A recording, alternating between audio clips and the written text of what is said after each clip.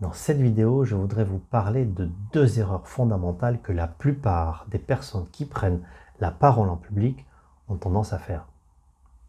Souvent, dans mes coachings, j'entends la chose suivante. J'ai peu de temps pour prendre la parole et j'ai beaucoup de choses à dire, beaucoup de choses à expliquer, beaucoup d'informations à passer. Alors, qu'est-ce que je fais? Eh bien, en fait, je parle vite et je ne fais pas de pause. Évidemment, je n'ai pas le temps pour ça. Et ça, c'est une erreur fondamentale. Ce que je propose à ces gens-là, c'est de faire exactement l'inverse. De ralentir et de prendre le temps de faire des pauses. Naturellement, qu'est-ce qu'ils me répondent? Ils me répondent, ben, c'est pas possible, j'ai déjà pas le temps de dire tout ce que j'ai à dire, et toi, en plus, tu me demandes de ralentir, et tu me demandes de faire des pauses. Je leur dis, imaginez que je vous demande d'écrire en toutes lettres ce que vous avez à dire. Ok? Et maintenant, vous allez le lire. Et là, en fait, ils se rendent compte que, en parlant, ils auraient eu besoin de peut-être 10 minutes pour exprimer tout ça. Et juste en lisant, eh bien, en fait, ça prend simplement 3 minutes. Pourquoi? Qu'est-ce que se passe-t-il? Eh bien, en fait, lorsqu'on parle, on va mettre dans nos propos des tas de mots inutiles. Et puis, on va faire des phrases qui ne nous semblent pas claires. Donc, en fait, on va reformuler, on va répéter plusieurs fois. Et donc, tout naturellement, ça prend beaucoup plus de temps que si on lit simplement un texte qu'on avait écrit. Parce que quand on écrit le texte, il n'y aura pas de mots inutiles. Et puis, chaque phrase va vraiment être porteuse de sens. On ne va pas faire de répétition. Et donc, on aura des propos bien plus efficaces. Et là, vous me dites, d'accord, oui, mais quel est le lien avec les pauses et avec notre débit de parole? Eh bien, en fait, le lien, le voici. Au plus je vais parler vite, au moins je vais faire de pauses, au moins je vais laisser de temps à mon cerveau de construire des phrases claires, efficaces et précises. Donc en fait, ce qui va sortir de ma bouche sera systématiquement approximatif. Et ça, je me rends compte que du coup, je n'ai pas été hyper clair, donc qu'est-ce que je fais? Je reformule, je répète. Et puis, bien sûr aussi, comme mon cerveau n'a pas suffisamment de temps pour construire ces phrases proprement, eh bien en fait, il va y avoir des tas de mots complètement inutiles qui vont prendre du temps aussi. À l'inverse, si on applique mes conseils, qu'on prend le temps de ralentir le débit, de faire des pauses, eh bien en fait, qu'est-ce qui va se passer?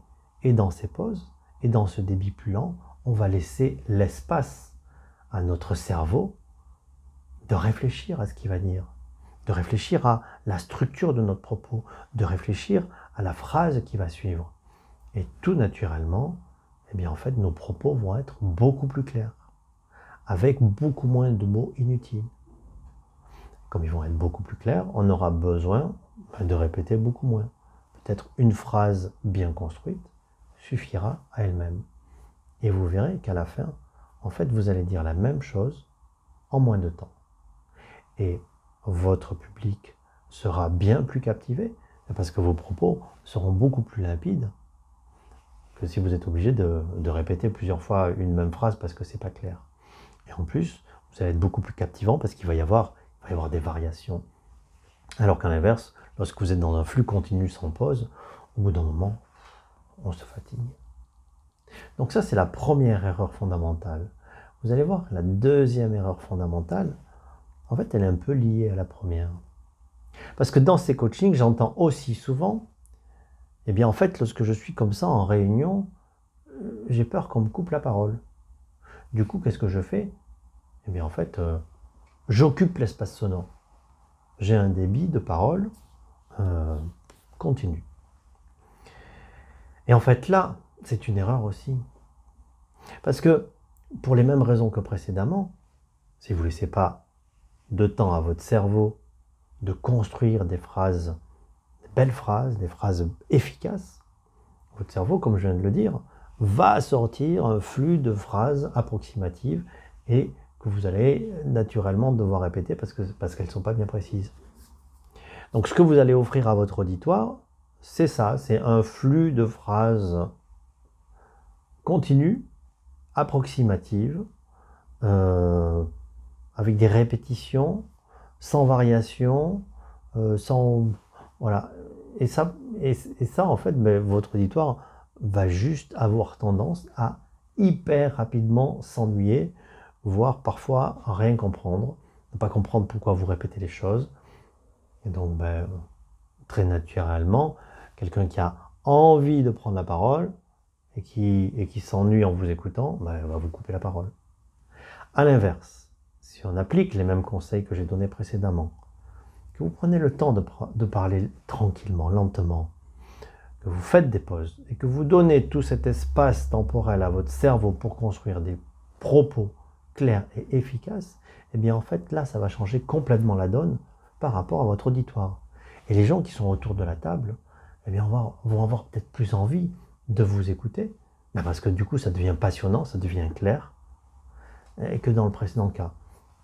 Naturellement, s'ils ont envie de vous écouter, mais en fait ils n'ont pas envie de vous couper la parole. Donc je vous conseille vraiment d'appliquer ces deux conseils. Parlez lentement, faites des pauses. Ça sera utile pour votre cerveau et ça sera rempli d'autres vertus, mais ça, je vous en parle dans une autre vidéo.